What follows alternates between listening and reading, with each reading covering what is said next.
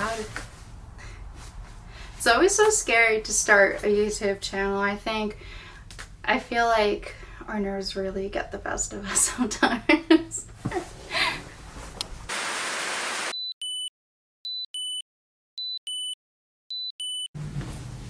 Hi everyone, good afternoon, buenas tardes. My name is Diana Cassandra Rangel and I happen to be a Harvard lead ambassador. So this wasn't literally asked from them to do, but I actually wanted to record. I don't even know where to start. I've never really done YouTube like that, but I figured if I'm gonna start, might as well start with this. I'm gonna be packing my luggage before the conference, and I'm also gonna be doing a little bit of filming here and there, getting to know some of the homegirls. I'm flying from California all the way to Boston for this conference. I'm actually really excited, especially since we've been doing everything via Zoom.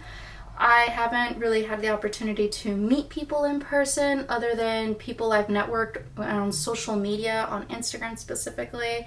So I'm just really excited to record this, not only for a platform, that's not really it. I'm doing this because this is really memorable, really special for me, and I just hope to share this experience with other like-minded Chicanas, Latinas, Hispanas, identifying women who are going to be at this conference. So let's get ready and start off by packing an outfit.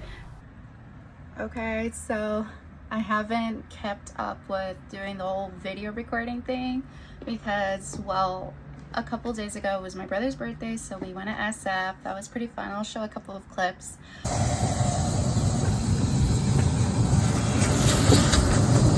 But I am technically today is the day I fly out, and I have to drive out of Sacramento to SF in 45 minutes. So I just finished doing my hair, which took forever. I decided to not take it curly and take it straight because I pack less products and that's less stuff in my bag. I'm gonna start packing. I'm gonna show you guys really quick what I'm gonna do. I still have some stuff in the dryer that I'm gonna be throwing into this luggage, so I'm in a rush, but I'm also feeling really confident and very excited, you know. What I'm gonna do now, and here's my hair curling iron. This is like a backup one. It's not even mine, it's my mom's.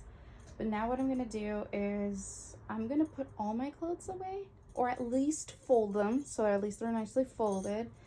Yeah, that's what I'm gonna do. I'm just gonna fold it, and then I'm gonna start packing my bag. And if I have the extra time, I'll put my clothes away. Okay, so now I'm just off to get gas, and then from here, I know my hair's a mess, but I usually don't like to brush out my curls because I move around a lot. So I'm gonna have the windows down when I drive, so it's gonna, así se me acomoda. But anywho, gonna get gas, and then I'm gonna meet my boyfriend because he's going with me, and we're gonna meet at our first point, our meeting point, and then from there we're gonna go to SF Airport, which will be a pain in a way, but it's honestly a lot faster to drive from the meeting point to SF Airport than to take the BART, which is a commuting system. It's SF's commuting system. It actually would take 2 hours taking the BART. So yeah, he's gonna be paying for the parking. That's gonna be so nice. So excited, honestly. I don't know, this is the first time, because I traveled a lot last year, and I think I only flew 3 times in my life so far.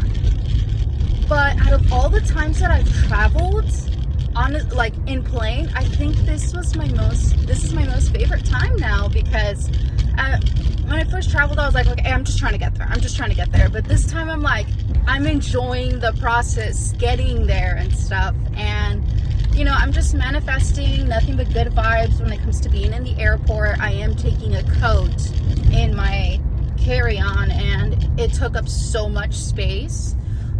But it literally took half of the luggage, and the other half was my clothes, which was nice, especially since I'm taking warm, bulky clothes. So I'm really happy that I managed to work something out. The rolling method and cute Loops is like, it's godsend. It's an amazing traveling method. My boyfriend showed me how to do that when we were in Vegas. He saw me how I packed and he's like, no. He literally said in the airport, take out everything from your luggage and we're gonna do the rolling method. And I'm like, are you serious? I learned how to pack when I traveled. I would just jam everything in, and to me that was fine because I took this backpacking class and I used to backpack a lot, like in early college years, and the stuffing method was the best way because you would be able to travel super fast.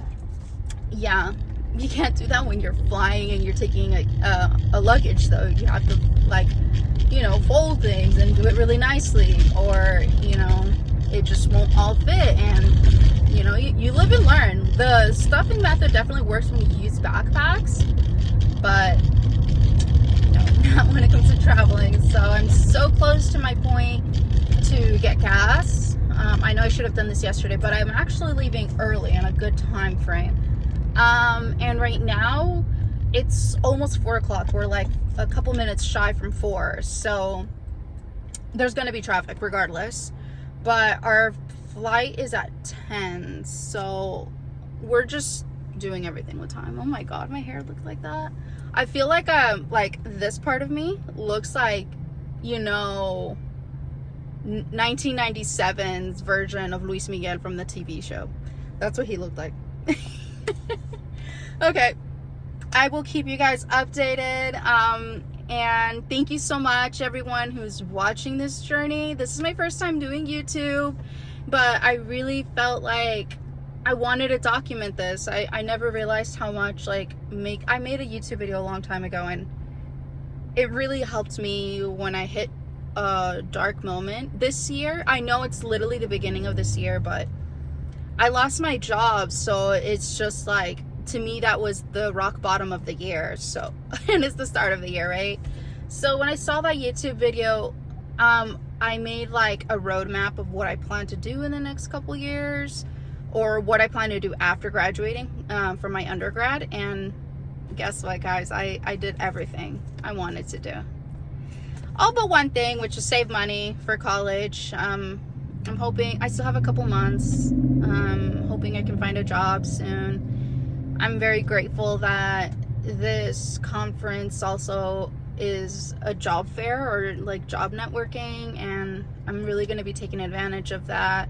Hopefully, you know, I'm just crossing my fingers. I've been applying to a lot of jobs in my area too, where I'm from, and, you know, it takes a while to hear back from people because most of these positions, I applied immediately when they opened up. So I'm just really hoping for the best, but it is, job search is a process. And yeah, so I'm really glad that after that dark moment in my life, which was last week, I'm really glad I'm going through this, because it's like a highlight. It's like something good happening in my life, and it makes me really happy. So I will keep you guys updated. Thank you for listening to my rant. Thanks for coming to my TED Talk.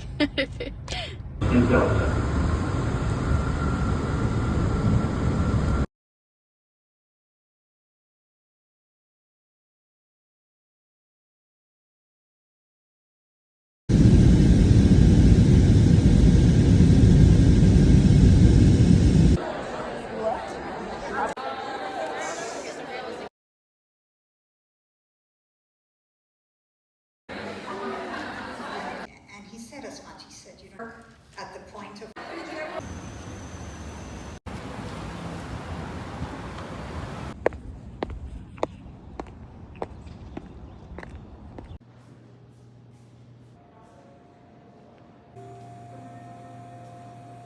Attorney, I did some immigration law and you know, so that I could be a banker. Okay, hi everyone, buenas tardes, or just hello everyone. So by now, the conference has already passed. It's been a week since it happened, and I wanted to take a moment to do like a self-reflection, reflecting back to everything I've shown you guys, and reflecting to my experience at the LEAD conference this year. So on my phone, I actually have the schedule, right? And I'll talk about it day by day, right? But my experience being a lead ambassador, I'll talk about that a little bit here. I'll also talk about what I had to do in my position as a lead ambassador to prep for the conference and the day of the conference. So I'll just kind of bring you guys into a timeline, right? So, let's see. When I first started, I applied to see if I was going to be an ambassador. Basically, what an ambassador is a person who is recruiting other fellow Latinas who will attend the conference. That was my role. Unfortunately, it depends on the situation of every person and how many people you can bring to the conference. There was like a minimum of a certain amount, but everyone was a case-by-case situation. So I wasn't able to recruit anyone because once I would bring up the thing of, oh yeah, we have to pay for flights and housing, people would be kind of hesitant about that. And that didn't even give me the opportunity to raise funds, which was something I planned to do. So unfortunately, in my situation, even though I kept trying to, promote the conference to people and my community college and state university and the connections I knew, I just didn't hear back from anyone. And even, I asked one-on-one people, and, they didn't have the funds for it. And I understood that because the time frame was just too short of a notice. So I wasn't able to bring anyone but myself. But I did tell one of the ambassadors, like the main person who's kind of in charge of the lead ambassadors, I did tell her I wanted to apply again next year and see if I can collaborate more one-on-one with a nonprofit nearby me and bring it up to them and my old high school and see if we can find a way to bring recruits in that way. So that was my experience being an ambassador. Every Sunday, once I got accepted into the ambassador position, which was in the fall of last year, I would say we started meetings in August, to introduce ourselves, August, September, and from there forward, every Sunday or every other Sunday, we tried meeting together, and we would just talk about the upcoming plans, what we were hoping to, what our status was with promoting and recruiting people. So we would just talk a little bit about that, and they would give us advice on how to manage recruitments and stuff and raising funds. So that's kind of what we did on every other Sunday. I say every other Sunday because there was some moments where we didn't meet because lead is kind of in charge, lead is run by lead is run by college students from Harvard, so obviously they have tests and stuff like that, so it wasn't always a consistent thing, and I understand that. So that was kind of the timeline, doing everything virtually online because everyone's in a different state, different time frame, but we all tried to meet together and talk about recruitment. And as we got closer to the conference, we started talking more about what was going to happen in the workshops, what to bring. We were talking about housing. And one of the cool things is that people who were able to apply for housing, they were able to be hosted by Harvard students, so they were able to stay in their dorms. And I thought that was a really cool experience for some people. I got an Airbnb. And at first I got a hotel because I thought I was gonna bring a ton of people, so it was like a hotel with 2 beds. So I was just gonna bring a ton of people and we were all just gonna crash there. But that unfortunately didn't happen, so what I did was I switched to an Airbnb the week I was gonna fly out, and I saved $200, so that's why I did it. And I decided to fly out from Sacramento to SF because it would be a straight flight. In Sacramento, there would have been a layover of almost a day, and I didn't want to do that. So I decided to go straight from San Francisco to Boston, and it was a night flight. That was really nice, actually. We were able to sleep through it. The one downside was the flight attendant wouldn't stop talking the entire night flight, so I didn't get good sleep. I have no idea how she kept talking so much. I'm like, girl, don't you breathe? And she was kind of being rude to some of the people who were taking the flight there. So I just it rubbed me off wrong. But that was my experience flying, and jet lag is really bad for me. I can't handle jet lag. Because when I went there, I got there on Friday early in the morning. We're talking 7, 8 in the morning, Friday. And I was so exhausted. I couldn't get into my Airbnb because I didn't have the code. I was just like groggy, and it was a bad experience. But once everything was figured out, I was like, okay, I finally got in, and I was able to sleep. And I slept until check-in time was from 12 to 4. I got there like at 3:30 or so. And I think one of my favorite things about Boston is the commuting system. It's more reliable than where I'm from. It can sometimes be like, it was really packed when I went in the bus. The bus that I took to get to Harvard, and it was really crowded, but that might seem like a downside to some people, but to me that was kind of nice, because my commuting system, you probably see like max 10 people in the bus in my city, and I feel like every other city but my city is like, their commuting system is really disgusting. Like, I don't think they wash the buses or the light rail transportation system, so it just smells really horrible.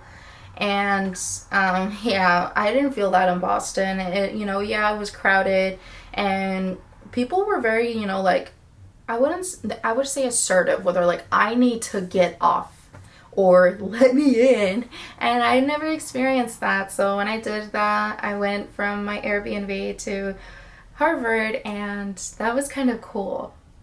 The meeting system to me was kind of reliable. From my Airbnb to Harvard, it was like a 45-minute commute, and I'd just rather have done that than to do Uber. So I did that, and I went to see the keynote speaker. So I have the schedule here. So on Friday, what happened was there was a keynote speaker. Her name was Leila Cobo. She is the CEO of Me Too. Is that the same one? No, I apologize. That was the next day. Leila Cobo, she does Billboard. It's a magazine, an online magazine. So that's what Leila Cobo does. She talked about her experience, and then we had a panel of talking about entrepreneurship or health and medicine, and there was like a group of people who talked about their experiences within that field, right? And then there was like dinner, and then there was a workshop, and then there was a party, which was really cool. There was a party, like a pre-party, like a pre-game party, and then there was like an after party at Boston University. So that was kind of cool, but I'm older compared to other lead attendees, so it just felt kind of weird being there. So, and I was like super exhausted, so I actually ended up leaving early because I was just so physically fatigued, and I didn't want to be in a bad mood around anyone else. So I personally left. And when I got there, though, everyone was so nice, so friendly, and I clicked with people immediately, and it just felt really nice because I went by myself. I didn't know, but people were very welcoming, and I really liked that. And actually, how I said that prior to the conference we were all meeting via Zoom, people actually remembered me. That was really nice. They're like, oh my god, you're the Anna. And I'm like, yeah. How do you remember me? So it just felt really nice, and people knew how to pronounce my name too. Like, that's so rare. So that was Friday, and then Saturday, it started at 8 in the morning, but it did have a late start. I ended up having coffee somewhere nearby, and it was just really nice. I got some time for myself. I Ubered to Harvard conference the second day, and I really liked the layout we were at, the area. I feel like it was either nearby the anthropology building or the science building. It was kind of around that area. I know we passed when I was walking to the building, I passed the history and building, so it was pretty cool. And on Saturday, there was the key speaker, Beatriz. Acevedo, and she's a CEO of Me Too, so I apologize. She was really sweet. She was very honest and raw about her experience and how she ended up becoming, you know, her own like successful person. And I cried when she was just talking about some hardship she was going through, talking about her losing a job after like working since she was like 5 or 8 years old, and she didn't know what to do next. And she mentioned how like one of her credit cards, her Amex card, didn't even go through to just get milk. And that just like hit home to me, because she just said I needed to get a job, not out of wanting, but out of necessity. And you know, when she finished speaking, I went up to her. I really wanted to hug her, but I don't know how she was gonna feel about that. And I don't know, I feel like I teared up a little bit because I recently lost my job, and I told her that. I was like, you know, I feel so lost, but after you talking, I feel like I'm going to be directed to where I'm meant to be. So thank you for being so honest, and you know, that's all I could say from her. I really did need that pep talk from someone. So I just felt really like warm, like a really great start of the day. And then there was different workshops that were happening, and then there was a networking lunch, which I took so much advantage of. I got to meet some people from San Diego State, and those homegirls were like awesome. You know, I felt like they were within my age range, and they understood me. They were moms, and they were getting their degrees, and it just felt good. I'm not a mom, but it's just like, it just felt good to be around like, you know, people who are a little bit older.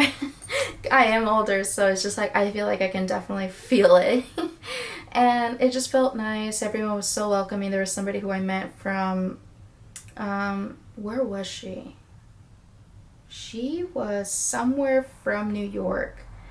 And it just felt really nice, you know, just feeling that independence and that strength and resilience from these women. So I networked as much as I could. I also spoke with somebody from the education master's program at Harvard, and they were having a table there, and I applied to that program. So I was just like, hey, let's network a little bit, and that was really cool. And there was a handful of other workshops. There was, the workshop I went to was the education one, because like I said, there was different things to do, right? And I got to connect with some professors in the Boston area, and I really clicked with some professors there. There was a professor from Boston University. Her name is, let's see, Ana Maria Reyes. Yeah, I remember her name. And she was just like upfront with me, and she said, go study abroad. Like, don't be spending money for these master's programs. Put your money more towards studying abroad. Figure that out. And there was like another professor who actually experienced that. So I still need to get back with these professors. But after that, I ended up leaving again. I know everyone's experience is different, right? But I ended up leaving because I had an early flight that night. So there was a handful of other things to do. There was going to be a dinner with a political speaker, Silvia Mendes, and there was going to be the dinner had a dress code kind of thing, and I didn't bring enough clothes, so I was just like, oh, you know. So I ended up leaving because I knew I had an early flight, and I had to pack and get ready for the next day. So I left, but I left with really good vibes, with really good connections, and it felt very welcoming and warm, and you know, I felt very energized. So I feel like, you know, I learned a lot. I feel like when this conference happened, it happened in the right time. In my own personal experience after losing my job, and I was like, I felt so defeated, and you know, meeting this other group of people who have their own unique experiences, I just felt refreshed, and that felt good. And you know, the culture in Boston is really different. I ended up, you know, looking into the city life. Oh my god, it's amazing. It's so much more different than where I'm from. And I love the history there. People seem to be very acknowledgeable of the tragic history that happened in Boston. It's historical artifacts and genocide that's being recognized within, you know, the World War II and the slave issue that happened nearby that area. So it's a different culture. It's very, you know, well known for what it's known.